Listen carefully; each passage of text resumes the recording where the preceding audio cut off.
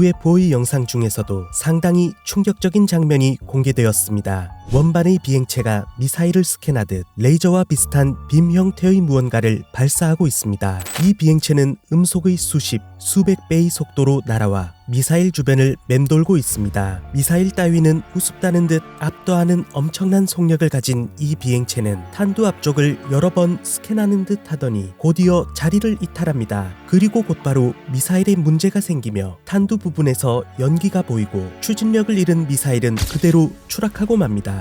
UFO 연구가들은 그들이 핵에 대한 위험성과 더 나아가 인류와 우주를 위협할 만한 무기에 대해 엄중한 경고를 하는 것이라 주장하고 있습니다. 과연 이 비행체의 목적과 정체는 무엇이었을까요? 1973년 로버트 제이콥스라는 인물이 캘리포니아 유리카 지역의 심야 라디오 방송에서 해당 사건을 언급하며 그동안 침묵하던 사건의 진실을 알리려 합니다. 소련이 스푸트니크 1호 발사에 성공한 뒤 스푸트니크 쇼크로 인해 군비 경쟁이 한참이던 냉전 시대 1964년 9월 15일 미국 캘리포니아 반덴버그 공군 기지에서 SM-65 아틀라스 대륙간 탄도미사일의 시험 발사를 준비 중이었습니다. 당시 반덴버그 공군기지 1369 사진비행대 소속의 로버트 제이콥스 중위는 기지에서 약 190km 떨어진 빅서 해안가에 대기하며 특수망원경을 이용해 계획했던 아틀라스 미사일의 모든 영상을 녹화하게 됩니다.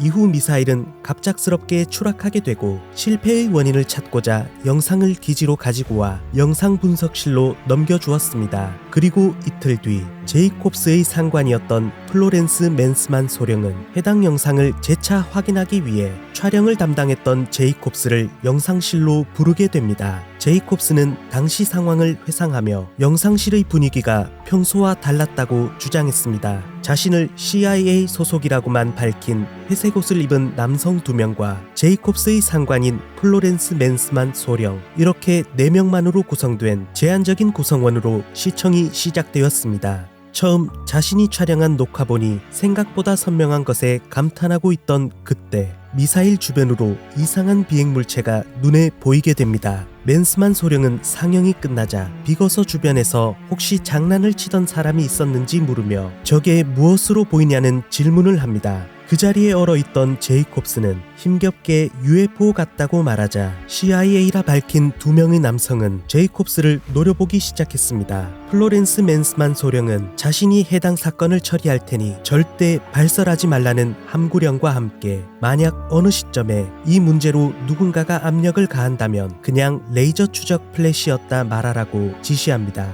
그렇게 제이콥스는 전역 후에도 9년 가까이 그날의 진실을 혼자서 간직한 채 UFO 현상을 연구하던 1973년 사건을 언급하면서 그동안의 침묵을 깨게 됩니다. 이 내용을 접한 미국의 UFO 학자이자 작가인 로버트 헤이스팅스는 1982년 제이콥스에 대한 기사를 쓰게 되지만 기사는 단순 흥미유발의 타블로이드판에 게재될 뿐 당시 사람들의 반응은 냉담했습니다. 1986년 로버트 헤이스팅스는 제이콥스를 실제로 만나 인터뷰를 진행하고 다시 한번 기사화되며 사건은 대중들에게 알려지게 되었습니다. 하지만 1987년 3월 27일 반덴버그 공군기지에서 당시 1964년 9월 15일에 아틀라스 미사일이 시험 발사된 사실은 없었다고 알려옵니다. 이후 경험담만 존재하는 제이콥스의 이야기는 분명 거짓일 것이라는 회의론자들의 주장과 반덴버그 공군기지의 입장 발표는 정부에서 무언가를 감추기 위한 거짓말이라는 주장이 서로 대립하게 됩니다. 그런데 그로부터 얼마 뒤